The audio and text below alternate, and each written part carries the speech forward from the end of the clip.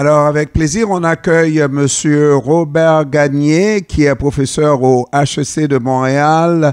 Bon après-midi, Monsieur Gagné. Bonjour. Comment ça va, Monsieur Gagné? Ça va très bien vous-même. Oui, ça va toujours bien pour moi, même quand ça va mal. Et Monsieur Gagné, on regarde ce qui se passe en région à propos de Internet haute vitesse. Il y avait une promesse du gouvernement de régler ce problème. Il semble que plus on règle le problème, plus il reste pareil. Les gens des régions éloignées ont toujours de la difficulté à se mettre à l'heure de l'Internet haute vitesse. Qu'est-ce qui se passe, M. Gagné? En fait, vous dites les gens des régions éloignées, c'est vrai pour les gens des régions éloignées, mais malheureusement aussi, c'est vrai pour les gens des régions pas si éloignées, là. On parle de quelques dizaines de kilomètres autour de Montréal où il y a encore des poches sans service.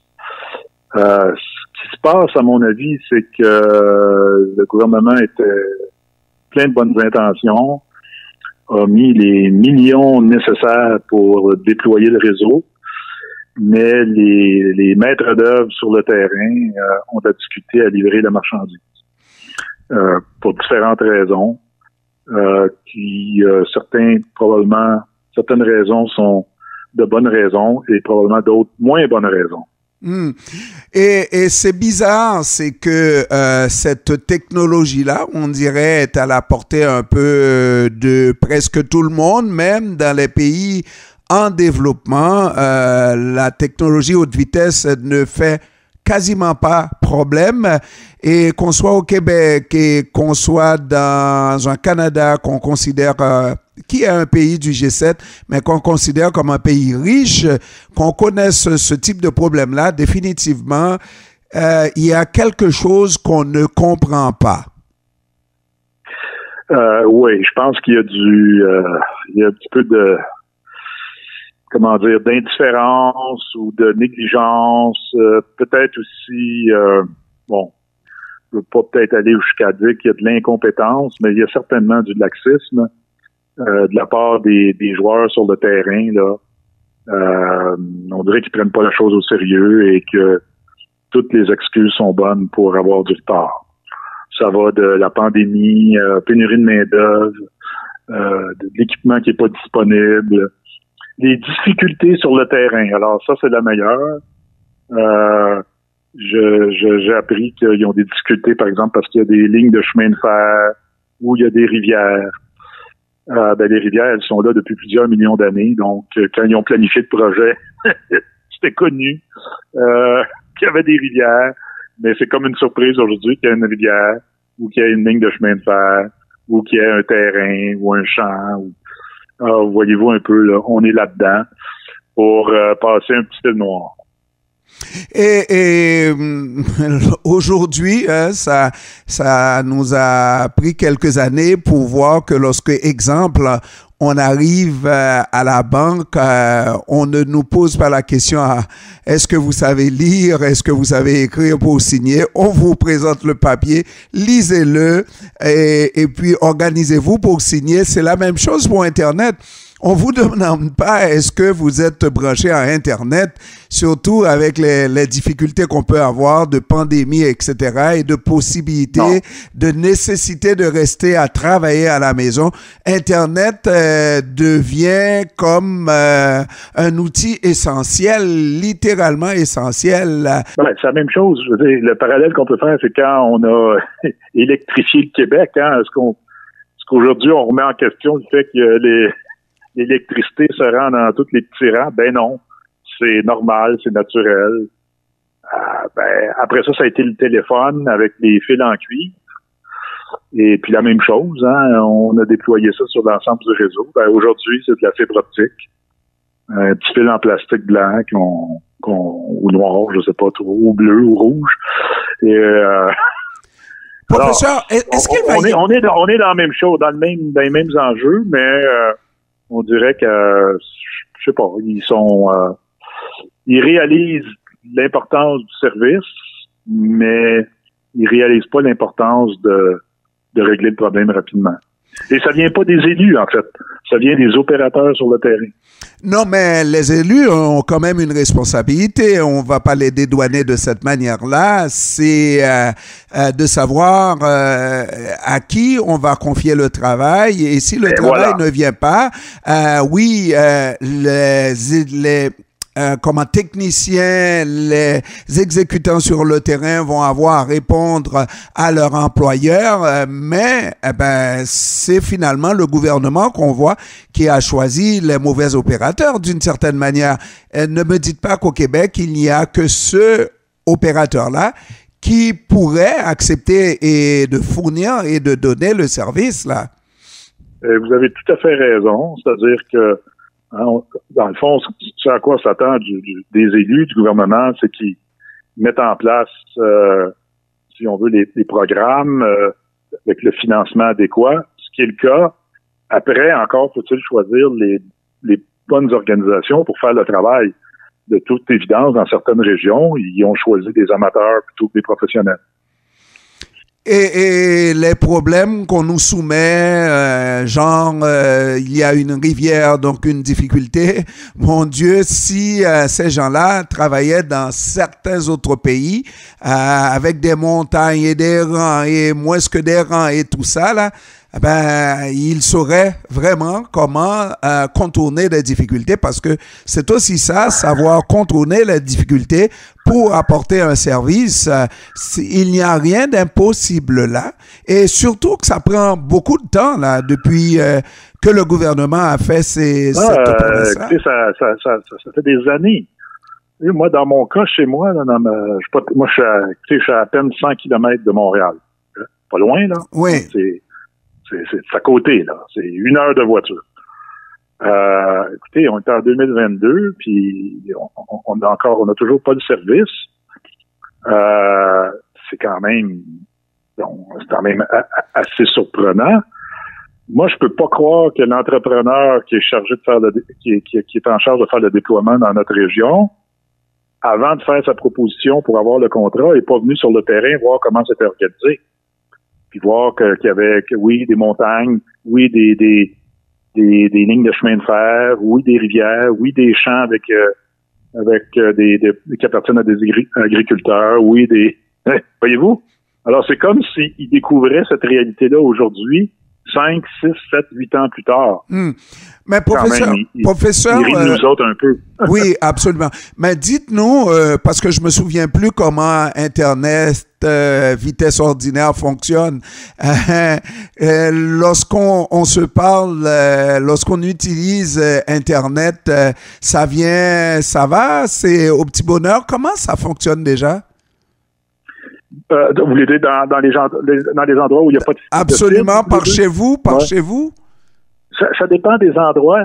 Ceux qui sont chanceux, souvent, sont un peu en hauteur, donc ils ont accès à des taux de télécommunication. À ce moment-là, ils vont avoir des vitesses de à peu près 25 mégabits.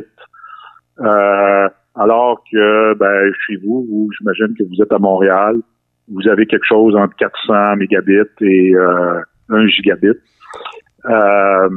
Ça, c'est en téléchargement, c'est-à-dire en download, en upload. Quand on veut faire du Zoom ou du Teams, on reçoit pas juste des données, on envoie des données aussi. Là, c'est beaucoup, beaucoup, beaucoup plus lent. On parle peut-être maximum de 1 ou 2 mégabits dans certains cas. Puis il y en a que c'est pire que ça. Et lorsque vous faites une visioconférence, comment ça fonctionne? Est-ce que ça arrive quand même à se mettre au diapason, à suivre avec les autres? Ça va dépendre de l'installation, de la situation où est la maison, l'heure de la journée aussi. En fin de journée puis en soirée, c'est beaucoup plus congestionné, si on veut, donc c'est beaucoup plus lent. Donc, il y a différents facteurs. Dans certains cas, ça va dépendre de la météo, parce que ceux qui ont le service par satellite, s'il y a un orage ou s'il y a de la neige, là, ça peut affecter le service aussi. Et donc, ça donne un service qui est très incertain. Et les gens qui sont en réunion, en vidéoconférence, ben, ils sont probablement parfois capables d'assister à la vidéoconférence, mais ils peuvent des fois difficilement intervenir parce que ça, c'est leur signal qui doit se rendre au réseau. Et là, c'est souvent beaucoup plus lent. Et comment se fait-il qu'on se soit réveillé aussi tardivement pour exiger le service auquel vous avez droit, vous, les régions, mais surtout dans votre bout, un professeur, c'est jamais un deux de pique, là, professeur de HEC encore, hein? Ouais, mais comment c'est arrivé, en tout cas dans mon coin, c'est que moi, quand je suis arrivé dans ce coin-là, il y a quelques années, il y a 5-6 ans, le projet existait. Et donc, il y avait des dates pour la disponibilité du service, il y a 5-6 ans. Et j'ai dit très bien, la fibre s'en vient, le service s'en vient, parfait. Et là, ça arrive pas. Et là, vous posez des questions, puis là, après avoir posé des questions, vous faites dire, le calendrier qu'on a publié n'est plus bon. On va en publier un nouveau. Puis là, on publie un nouveau calendrier avec 2 ans de retard. Et puis là, vous dites, OK, je vais encore attendre un peu, mais au moins, dans 1 an ou 2, je vais avoir le service. Donc, 2 ans plus tard, vous allez voir, nouveau calendrier, 2 ans de plus. C'est comme ça. Alors, moi, la dernière fois que j'ai vérifié, la date pour le service, c'était janvier 2022. Et puis là, à un moment donné, ils ont dit non, ça va être septembre 2022. Et puis là, aujourd'hui, on ne le sait plus. On est dans le néant. Et naturellement, on est plusieurs années plus tard, au moment où vous avez, j'imagine, décidé d'acheter ou d'habiter dans la région. Si vous avez acheté, est-ce que vous croyez que ça affecte la valeur de la propriété, étant donné que le service essentiel n'arrive pas vraiment comme on devrait s'attendre là où vous avez acheté, là où vous habitez? Ça, c'est une question très difficile. C'est certain que ça réduit probablement le bassin d'acheteurs potentiels d'une maison parce qu'il y en a qui vont regarder ça puis ils vont dire là, s'il y a pas d'internet haute vitesse, c'est moins intéressant. On va attendre que ça arrive avant d'acheter. Vous voyez un peu. Et c'est certain que je pense que ce phénomène-là a été un petit peu amplifié depuis la pandémie. La pandémie a fait en sorte que maintenant, le télétravail, c'est un peu plus généralisé. Et donc, là, il y a des gens qui souhaitent acheter des propriétés comme ça, plus loin des centres, à la campagne, en se disant, je vais pouvoir quand même continuer de faire une bonne partie de mon travail à distance. Là, quand ils regardent la disponibilité du service, ils se disent, il n'y a pas de service encore. Et puis, même s'il y a des dates, on sait très bien qu'on ne peut pas s'y fier. Donc, quel est l'effet que ça peut avoir, ça, sur la valeur des propriétés? C'est une bonne question, mais certain que ça joue un peu dans la prise de décision des acheteurs potentiels. Maintenant qu'on en parle, qu'il y a cette sortie publique, ça va, j'imagine, conscientiser les pouvoirs, surtout pas seulement les opérateurs qui vont avoir le feu à la bonne place, mais il était temps, mais les décideurs, ceux qui, l'État, n'est-ce pas, qui octroient ces contrats-là et qui ne sont pas respectés, j'espère que ça va soulever un peu nos dirigeants pour faire de quoi? Eux, nos dirigeants, ils ont des réponses à nous donner parce que je vous rappelle qu'il y avait le gouvernement de la CAQ qui a été réélu, a promis que tout ça serait réglé le ou avant le 30 septembre 2022. Alors là, on est rendu en novembre 2022 et il y a encore des milliers d'endroits, des milliers d'adresses qui sont pas desservies. Alors, ils vont être obligés de s'en expliquer éventuellement. Puis là, je sais pas trop comment ça va finir tout ça. Mais je suis certain qu'au moment où on se parle, il y a des gens à Québec qui sont en contact avec des organisations sur le terrain, puis ça doit pas ça doit pas être des mots gentils. Oui, évidemment, moi, je vous dirais que à votre place, une demande d'excuse ne serait pas suffisante. Ben moi, je veux pas des excuses, je veux le service. Voilà. Professeur Robert Gagné, professeur au HEC de Montréal. Je vous remercie d'avoir pris du temps de nous parler cet après-midi et bonne chance, professeur. Merci, c'est un grand plaisir. Bonne journée. Au revoir. Au revoir.